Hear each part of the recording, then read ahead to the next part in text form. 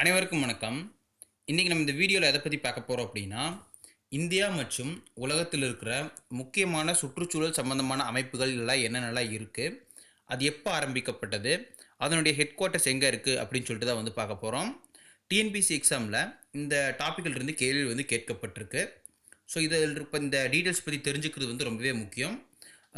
இந்த வீடியோ பார்த்தீங்கன்னா ஃபுல்லாக பார்த்தீங்கன்னா தெரியும் எந்தெந்த கேள்விகள்லாம் இதுவரை டிஎன்பிஎஸ்சி எக்ஸாமில் கேட்டிருக்காங்க அப்படின்னு சொல்லிட்டு வந்து நான் அந்த டாபிக் வரும்போது சொல்கிறேன். ஸோ நானும் நோட் பண்ணி வச்சுக்கோங்க. ஓகே, வாங்க வீடியோக்குள்ளே போகலாம். First, national institute of ocean technology, அதாவது தேசிய கடல்சார் தொழில்நுட்ப நிறுவனம் அப்படிங்கிறது எப்போ ஆரம்பிக்கப்பட்டது அப்படின்னா 1993 வந்து ஆரம்பிச்சிருக்காங்க. அதோட ஹெட் குவார்ட்டர்ஸ் எங்கே இருக்குது அப்படின்னா சென்னையில் வந்து இருக்குது. ஓகேங்களா? ஸோ நான் இப்போ சொல்ல போகிற டீட்டெயில்ஸில் எஸ்டாப்ளிஷ்ட், அதாவது இந்த அமைப்பு தொடங்கப்பட்ட ஆண்டு வந்து முக்கியம். அதை விட ரொம்ப முக்கியம் என்ன அப்படின்னா வந்து அதனுடைய ஹெட் குவார்ட்டர்ஸ் எங்கே இருக்குது அப்படின்றது தான். ஓகேங்களா? Second, national institute of oceanography, அதாவது தேசிய கடலியல் நிறுவனம் அப்படிங்கிறது வந்து 1966 ஆண்டு கொச்சியில் வந்து ஏற்படுத்தியிருக்காங்க. ஓகேங்களா? ஸோ தற்போது அதனுடைய தலைமையிடம் எங்கே இருக்குது அப்படின்னா வந்து கொச்சியில் வந்து இருக்குது. அடுத்து மூணாவது, இது வந்து எக்ஸாமில் கேட்டதான். ஓகேங்களா? ஸோ டிஎன்பிஎஸ்சி எக்ஸாமில் ஒரு 2-3 டைம் வந்து கேட்டிருக்காங்க. Indian national centre for ocean information service, அதாவது ஷார்ட் ஃபார்மில் ஐஎன்சிஓஐஎஸ் அப்படின்னு சொல்லி சொல்லுவாங்க. இந்த அமைப்பு வந்து எப்போ ஏற்படுத்தப்பட்டது அப்படின்னா 1999 ஏற்படுத்தியிருக்காங்க. இதனுடைய தலைமையிடம் எங்கே இருக்குன்னு பாருங்கள். இந்த அமைப்பு வந்து எங்கே இருக்குது அப்படின்னா வந்து ஹைதராபாத்தில் வந்து இருக்குது. ஓகேங்களா? இந்த ஹைதராபாத்லேருந்து ரொம்பவே முக்கியம், அடிக்கடி எக்ஸாமில் வந்து கேட்குறது இந்த தேர்ட் இது. அதே மாதிரி இந்தியாவில் சுனாமி எச்சரிக்கை மையம் அப்படின்னு சொல்லிட்டு வந்து ஒரு அமைப்பு வந்து இருக்குது. அதுவும் எங்கே இருக்குது அப்படின்னா வந்து ஹைதராபாத்தில் தான் இருக்குது. அதுவும் நோட் பண்ணி வச்சுக்கோங்க. அடுத்து நாலாவது, Indian institute of tropical meteorology, அதாவது இந்திய வெப்பமண்டல வானிலை ஆய்வு நிறுவனம். இது வந்து 1962 ஆண்டு தொடங்கப்பட்டது. இந்த நிறுவனம் வந்து எங்கே இருக்குது அப்படின்னு பார்த்தோம் அப்படின்னா வந்து புனேல வந்து இருக்குது. ஓகேங்களா? அடுத்து அஞ்சாவது, இது வந்து எக்ஸாமில் கேட்டிருக்காங்க, national centre for Antarctic and ozone research, அதாவது இந்தியாவிலிருந்து அண்டார்டிகா மற்றும் அந்த பெருங்கடலை வந்து ஆராய்ச்சி செய்யறதுக்கான ஒரு அமைப்பு வந்து இருக்குது. அது வந்து என்ன தமிழில் வந்து அண்டார்டிகா மற்றும் பெருங்கடல் ஆராய்ச்சிக்கான தேசிய மையம் அப்படின்னு சொல்லி சொல்லுவாங்க. ஓகேங்களா? ஸோ அந்த அமைப்பு வந்து 1998 ஆண்டு ஆரம்பிக்கப்பட்டது. அந்த அமைப்பு வந்து அந்த மையம் வந்து எங்கே இருக்குது அப்படின்னா கோவாவில் வந்து இருக்குது. அடுத்து ஆறாவது, நேஷ்னல் கமிஷன் ஆன் ஃப்ளட்ஸ், இந்திய தேசிய வெள்ள ஆணையம். ஓகேங்களா?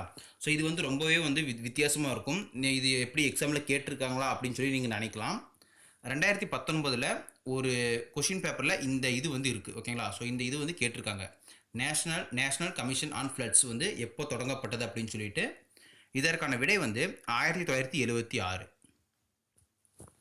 அடுத்து ஏழாவது, நேஷ்னல் பயோடைவர்சிட்டி அத்தாரிட்டி, அதாவது தேசிய பல்லுயிர் பரவல் ஆணையம். இது எப்போ ஏற்படுத்தப்பட்டது அப்படின்னா 2003. அடுத்து எட்டாவது, botanical survey of India. So இந்த பொட்டானிக்கல் சர்வே ஆஃப் இந்தியா வந்து 1890 ஆண்டு ஏற்படுத்தப்பட்டது. இது எங்கே இருக்குது அப்படின்னா வந்து கொல்கத்தாவில் வந்து இருக்குது. ஸோ இதனோட ஹெட் குவார்ட்டர்ஸ் வந்து கொல்கத்தா. அடுத்து ஒன்பதாவது, zoological survey of India. So இந்த அமைப்பு வந்து 1916 ஆண்டு கொல்கத்தாவையும் தலைமையிடமாக வச்சு ஏற்படுத்தப்பட்டதாக வந்து இந்த zoological survey of India. So இதை வந்து ஷார்ட் ஃபார்மில் ZSI அப்படின்னு சொல்லி சொல்லுவாங்க. அதே மாதிரி பொட்டானிக்கல் சர்வே ஆஃப் இந்தியாவை வந்து BSI அப்படின்னு சொல்லி சொல்லுவாங்க. அடுத்து பத்தாவது, சென்ட்ரல் பொல்யூஷன் கண்ட்ரோல் போர்டு, அதாவது மத்திய மாசு கட்டுப்பாட்டு வாரியம். ஸோ இந்த மத்திய மாசு கட்டுப்பாட்டு வாரியம் வந்து 1974 ஆண்டு ஏற்படுத்தப்பட்டது. இதோட தலைமையிடம் எங்கே இருக்குது அப்படின்னா வந்து டெல்லியில் வந்து இருக்குது. இதுவே தமிழ்நாடு மாசு கட்டுப்பாட்டு வாரியம் வந்து எப்போ தொடங்கப்பட்டது அப்படின்னு சொல்லிட்டு வந்து கேட்கறதுக்கான வாய்ப்புகள் வந்து இருக்குது. ஸோ தமிழ்நாடு மாசு கட்டுப்பாட்டு வாரியம் எப்போ தொடங்கப்பட்டது அப்படின்னா 1982. ஓகேங்களா? ஸோ 1982 தான் வந்து தொடங்கப்பட்டது. இதனோட ஹெட் குவார்ட்டர்ஸ் வந்து எங்கே இருக்குது அப்படின்னா வந்து சென்னையில் வந்து இருக்குது. அடுத்து 11, ஃபாரஸ்ட் சர்வே ஆஃப் இந்தியா, அதாவது இந்திய வன ஆய்வு அப்படின்னு சொல்லி சொல்லுவாங்க. இந்த அமைப்பு வந்து 1981 ஆண்டு தொடங்கப்பட்டது. அடுத்து 12வது, ரொம்பவே முக்கியமானது, animal welfare board of India, அதாவது இந்திய விலங்குகள் நல வாரியம் அப்படின்னு சொல்லி சொல்லுவாங்க. இந்த animal welfare board of India வந்து 1962ஆம் ஆண்டு தொடங்கப்பட்டது. தற்போது இதோட ஹெட் குவார்ட்டர்ஸ் எங்கே இருக்குது அப்படின்னா ஹரியானாவில் இருக்கிற பல்லாபக்ரா அப்படிங்கிற ஒரு இடத்துல வந்து இருக்குது. ஆனால் தொடக்கத்தில் இந்த அனிமல் வெல்ஃபேர் போர்டோட ஹெட் குவார்ட்டர்ஸ் எங்கே இருந்தது அப்படின்னா சென்னையில் தான் வந்து இருந்துச்சு. ஓகேங்களா? ஸோ 2017, ஐ திங்க் 2017, ஸோ கரெக்டான இயர் வந்து தெரில. 2017 தான் வந்து சென்னையில் இருந்து ஹரியானாவுக்கு வந்து இந்த ஹெட் குவார்ட்டர்ஸ் வந்து மாற்றினாங்க. ஸோ 2017 வரை அனிமல் வெல்ஃபேர் போர்டு ஆஃப் இந்தியாவோட ஹெட் குவார்ட்டர்ஸ் எங்கே இருந்துச்சு அப்படின்னா வந்து சென்னையில் தான் வந்து இருந்துச்சு. அடுத்து 13வது எக்ஸாமில் வந்து கேட்டது நேஷ்னல் டைகர் கன்சர்வேஷன் அத்தாரிட்டி, அதாவது தேசிய புலிகள் பாதுகாப்பு ஆணையம். இது எப்போ ஆரம்பிக்கப்பட்டது அப்படின்னா 2005 வந்து ஆரம்பிச்சிருக்காங்க. ஸோ இந்த ஆணையத்தோட முக்கியமான இது என்ன அப்படின்னா நாட்டில் இருக்கிற முக்கியமான புலிகள் சரணாலயம். ஓகேங்களா? ஸோ அந்த புலிகள் சரணாலயத்தை வந்து கண்ட்ரோல் பண்ணுறது, அந்த புலிகள் சரணாலயத்து பக்கத்தால் இருக்கிற முக்கியமான ஏரியாவில் ஏதாச்சும் வந்து முக்கியமான ப்ராஜெக்டெல்லாம் கொண்டு வந்தால் அதை வந்து அனுமதிக்கிறது, இதெல்லாமே வந்து இந்த புலிகள் பாதுகாப்பு ஆணையத்தோட வேலை தான். அடுத்து 14வது இந்தியன் மெட்ராலஜிக்கல் டிபார்ட்மெண்ட், அதாவது இந்திய வானிலை ஆய்வு மையம். இது வந்து 1875ஆம் ஆண்டு தொடங்கப்பட்டது. அடுத்து 15வது food safety and standards authority of India, அதாவது FSSAI அப்படின்னு சொல்லி சொல்லுவாங்க, உணவு பாதுகாப்பு மற்றும் தரப்படுத்தல் ஆணையம். ஓகேங்களா? ஸோ இதுவும் வந்து எக்ஸாமில் கேட்கறதுக்கான வாய்ப்புகள் வந்து அதிகமாக இருக்குது. ஏன் அப்படின்னா சமீபத்தில் இந்த FSSAI வந்து பல்வேறு இதில் வந்து கொண்டு வராங்க. என்ன அப்படின்னா நம்ம சாப்பிட்ற உணவில் இவ்வளோ தான் சதவீதம் வந்து சர்க்கரை இருக்கணும், கொழுப்பு இருக்கணும் உள்ளிட்ட இதை வந்து ஃபிக்ஸ் பண்ணுறது என்ன அப்படின்னா வந்து இந்த FSSAI அமைப்பு தான். அதே மாதிரி நம்ம வந்து கேள்விப்பட்டிருப்போம் ஈட் ரைட் அப்படிங்கிற இது முன்னெடுப்பு, அதாவது பிரதமர் மோடி அவர்கள் வந்து சொல்லியிருப்பாங்க ஃபிட் இண்டியா, இது எல்லாத்தையுமே வந்து இந்த FSSAI அமைப்போட பங்களிப்பு வந்து ரொம்பவே வந்து இருக்கும். ஓகேங்களா? ஸோ கரெக்டான உணவு இவ்வளோ இதுதான் வந்து சர்க்கரை இருக்கணும், கொழுப்பு இருக்கணும், இது எல்லாத்தையுமே வந்து ஃபிக்ஸ் பண்ணுறது என்ன அப்படின்னா வந்து இந்த FSSAI அமைப்பு. இது வந்து 2011 வந்து ஏற்படுத்தப்பட்டிருக்கு. ஆனால் இந்த ஆணையம் ஏற்படுத்துறதுக்கான சட்டம் வந்து 2006 வந்து இயற்றிட்டாங்க. அடுத்து 16வது ரொம்பவே வந்து முக்கியமானது கூட நேஷ்னல் க்ரீன் ட்ரிபியூனல், அதாவது தேசிய பசுமை தீர்ப்பாயம் அப்படின்னு சொல்லி சொல்லுவாங்க. இந்த தேசிய பசுமை தீர்ப்பாயம் வந்து 2010ஆம் ஆண்டு ஏற்படுத்தப்படுது. ஓகேங்களா?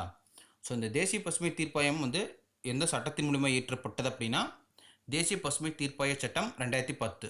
ஸோ 2010 இயற்றப்பட்டு 2010 வந்து இந்த பசுமை தீர்ப்பாயத்தை வந்து ஏற்படுத்திட்டாங்க.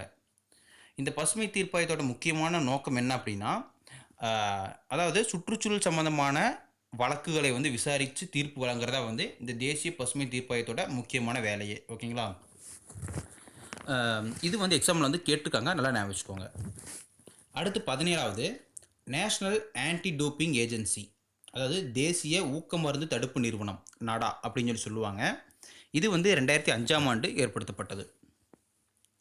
அடுத்து 18, ஸோ சில சர்வதேச அமைப்புகள் பற்றி பார்க்கலாம். International union for conservation of nature, அதாவது IUCN அமைப்பு அப்படின்னு சொல்லி சொல்லுவாங்க. இது வந்து 1948ஆம் ஆண்டு தொடங்கப்பட்டது.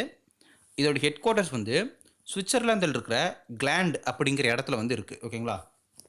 அடுத்து 19வது world wide fund for nature, அது ஷார்ட் ஃபார்மில் WWF அப்படின்னு சொல்லி தான் சொல்லுவாங்க, WWFN கிடையாது. ஸோ இந்த world wide fund for nature அப்படிங்கிற அமைப்பு 1961ஆம் ஆண்டு தொடங்கப்பட்டது. இதோட ஹெட் குவார்ட்டர்ஸ் வந்து சுவிட்சர்லாந்தில் இருக்கிற கிளாண்டில் தான் வந்து இருக்குது. அடுத்து 20வது convention on international trade in endangered species of wild fauna and flora, அதாவது ஷார்ட் ஃபார்மில் என்ன சொல்லுவாங்க அப்படின்னா சைட்ஸ் அப்படின்னு சொல்லுவாங்க, CITES. ஓகேங்களா? ஸோ இது வந்து எப்போ ஆரம்பிக்கப்பட்டது அப்படின்னா 1975ஆம் ஆண்டு. இதோட ஹெட் குவார்ட்டர்ஸ் வந்து சுவிட்சர்லாந்தில் இருக்கிற ஜெனீவாவில் வந்து இருக்குது. அடுத்து 21வது ரொம்பவே வந்து முக்கியமானது, எக்ஸாமில் கேட்கப்பட்டதும் கூட, the Salim Ali centre for ornithology and natural history, அதாவது சலீம் அலி பறவைகள் பற்றி ஆராய்ச்சி அமைப்பு அப்படின்னு சொல்லி வரும். இது வந்து எப்போ ஆரம்பிக்கப்பட்டது அப்படின்னா 1990ஆம் ஆண்டு ஆரம்பிச்சிருக்காங்க. இதோட ஹெட் குவார்ட்டர்ஸ் வந்து கோயம்புத்தூரில் வந்து இருக்குது. ஓகேங்களா? ஸோ இந்த அமைப்பு வந்து எங்கே இருக்குது அப்படின்னா வந்து ஆக்சுவலாக கோயம்புத்தூரில் தான் வந்து இருக்குது. ஸோ இந்த சலீம் அலி அப்படிங்கிறவர் தான் வந்து பறவை மனிதன் அப்படின்னு சொல்லி வந்து சொல்லுவாங்க. அடுத்து 22வது wildlife institute of India, WII. So இது வந்து 1982ஆம் ஆண்டு தொடங்கப்பட்டது. இதனுடைய இந்த அமைப்பு வந்து எங்கே இருக்குது அப்படின்னா வந்து டேராடூன். ஸோ உத்தரகாண்ட் மாநிலத்தோட தலைநகரான டேராடூனில் தான் வந்து இந்த வைல்ட் லைஃப் இன்ஸ்டியூட் ஆஃப் இந்தியாவுடைய தலைமையிடம் வந்து இருக்குது. ஓகே ஃப்ரெண்ட்ஸ், அவ்வளோதான். ஸோ இதில் வந்து நான் சொன்னது வந்து நல்லா ஞாபகம் வச்சுக்கோங்க. நான் வந்து ஸ்பெசிஃபிக்காக வந்து சொல்லியிருப்பேன், இது எல்லாமே வந்து எக்ஸாமில் வந்து கேட்டிருக்காங்க அப்படின்னு சொல்லிட்டு. ஸோ அதை வந்து நல்லா கவனமாக வந்து எழுதி வச்சுக்கோங்க, உங்களுக்கு வந்து யூஸ்ஃபுல்லாக வந்து இருக்கும். தேங்க்யூ.